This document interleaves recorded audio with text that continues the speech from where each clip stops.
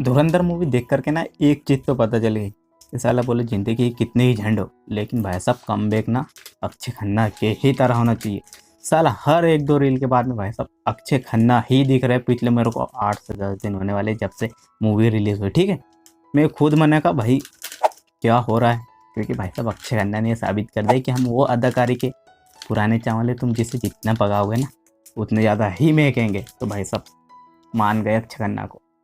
तो हम उसी पर एकदम डिटेलिंग से बात करने वाले हैं। हफ्ते तक मूवी का रिव्यू करेंगे कि भाई साहब मूवी कैसी क्या है और आप लोगों को देखनी चाहिए या फिर नहीं देखनी चाहिए। क्योंकि वैसे तो मेरे से पहले बहुत लोगों ने देख ली, वैसे ही मैं 8 दिन लेट हो चुका हूँ रियल बोलूँ तो। लेकिन भाई साहब जिन्होंने नहीं देखी उनके लिए ये वीडियो एकदम इम्पोर्टेंट होने वाला, तो वीडियो को लास्ट तक जरूर देखिएगा, ठीक है। मूवी का फर्स्ट इंप्रेशन तो भाई साहब डायरेक्टर साहब ने क्या किया कि ऑडियंस के सीधे भेजे में घुस करके निकाला कि आप लोगों को क्या देखने का है। साला पूरी मूवी लास्ट तक खत्म होते हुए आप लोगों को कहीं पर भी ये फील नहीं कराएगी कि ये सीन क्यों रखा डायरेक्टर ने। क्योंकि ना मूवी का फर्स्ट ओपनिंग सीक्वेंस से ही इतना स्ट्रॉन्ग और एंगेजिंग है ना कि आप लोगों को लास्ट तक एंगेज कर कर ही रखता है। आप लोगों को साला इस कदर से बांध कर रखे रखता है कि भाई मूवी में कुछ खास और कुछ हटके ही होने वाला है, जो कि हम लोगों को मूवी बोलो तो आगे जा करके डिलीवर भी करते, जिसमें कि हम एकदम अलग ही लेवल पर बोलो तो एक्शन वगैरह देखने के लिए मिलते हैं। और भाई साहब वायलेंस का तो क्या ही कहना भाई, जो अक्षय खन्ना का बोले तो जो थोड़ा फोड़ने वाला सीन है ना, जो कि 5 से 10 किलो के वाट से भाई साहब एकदम, तब भाई साला बोलो तो कुछ बंदे तो उसे ना थिएटर में देख भी ना पाए, इस कदर का वहाँ पर आप लोगों को दिखाई देता है जिसके कि आंख वगैरह तक बाहर निकल आती है। इसलिए मैं मान गया कि भाई साहब आदित्य धर ने ना कोई भी कमी नहीं रखी मूवी में कि साला इस पार्ट को हटाना है क्या करना है। साला गाली गलौज भी एकदम अलग ही लेवल पर, जिसे आप सुनोगे ना तो भाई आप लोग इतने हंसोगे कि बस पूछो ही मत। जैसे मैं भाई साहब सुन करके मेरे को इतनी ज़्यादा हंसी आ रही थी, आप लोग पूछो ही। अगर बात करें भाई साहब रणवीर सिंह की परफॉर्मेंस की ना, तो भाई साहब बंदे की परफॉर्मेंस एकदम तगड़ी है। बोलो तो स्क्रीन प्रेजेंट और भाई साहब उसकी बॉडी लैंग्वेज वगैरह सब कुछ शानदार थे। लेकिन क्या करे भाई साहब अक्षय खन्ना पूरी मूवी की हाइप ही खा गए। साला इस कदर का उन्होंने अपना परफॉर्मेंस दिया कि आप लोगों को पता है कि हर इंस्टा की 2 रील के बाद अक्षय खन्ना आप लोगों को देखने के लिए मिल ही जाते हैं, और अभी तक वो जाने का नाम भी ना ले रहे हैं।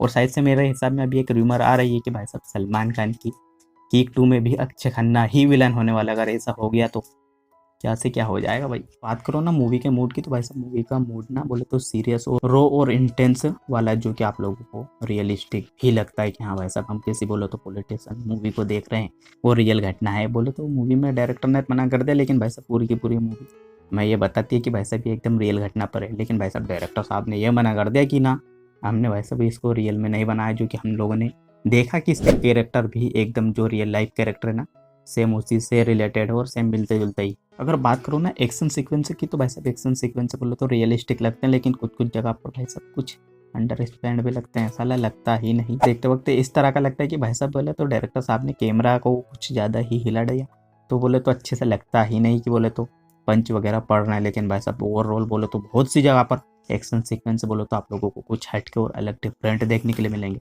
जिसमें कि भाई साहब रणवीर सिंह ने बोलो तो बवाल काट डाला। ये बात तो पक्की और कन्फर्म है। बात करो ना भाई साहब बैकग्राउंड म्यूजिक और म्यूजिक की, तो बोलो तो भाई साहब ओवर द टॉप है बैकग्राउंड म्यूजिक और सॉन्ग।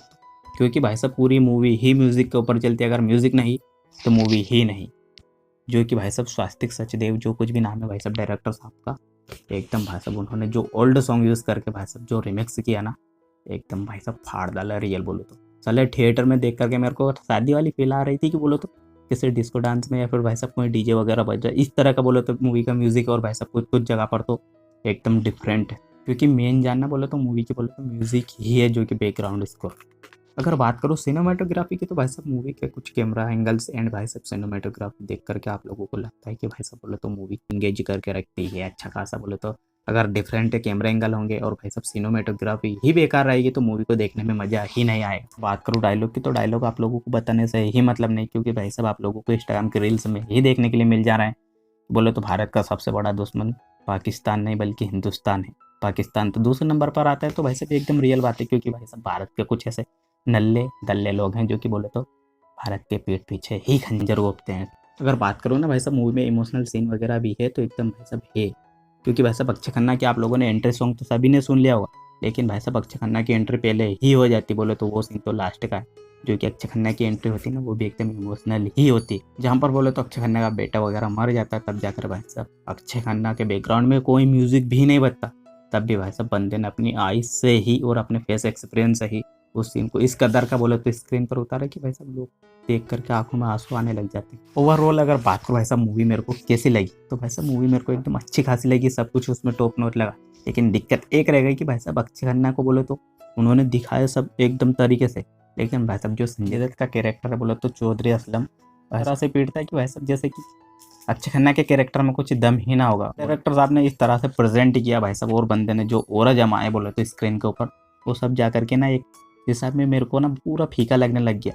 क्योंकि भाई साहब कुछ सीक्वेंस से मेरे हिसाब में अगर कोई हीरो विलन को मारा तो भाई साहब ये भी तो फर्ज बनता है कि विलन हीरो को भी अच्छी खासी तगड़ी टक्कर दे। लेकिन साला लास्ट एंडिंग में जाकर के मेरे को थोड़ा डिमडम सा लगा। बाकी ओवरऑल मूवी बोले तो ठीक ठाक है। और अगर मैं बात करूँ इस मूवी को कितने स्टार देना चाहूँगा, तो इसे 5 में से ना 3.5 स्टार देना चाहूँगा। वो इसलिए कि भाई साहब वो इसलिए पहला तो भाई साहब अक्षय खन्ना का रोल बोले तो एंडिंग में जाकर के थोड़ा जो फाइट सीक्वेंस वगैरह है ना उसमें मुझे फीका लगा बोले तो ठीक है। अगर बात करूँ दूसरा बोले तो मैंने आधा स्टार हाई से कट किया, तो वो इसलिए किया कि भाई साहब डायरेक्टर साहब ने आप लोगों को जो ट्रेलर कट करके दिया ना वो पार्ट 2 का दिया, जिसमें से 50% पार्ट 2 का, जो कि आप लोगों को थिएटर में देखने के लिए ही नहीं मिलता। तो चलिए मिलते तब तक किसी और नए दूसरे वीडियो में, तब तक के लिए टाटा गुड बाय। और आपको ये मूवी कैसे लगी आपने देखी तो कमेंट में अपना ओपिनियन जरूर बताना।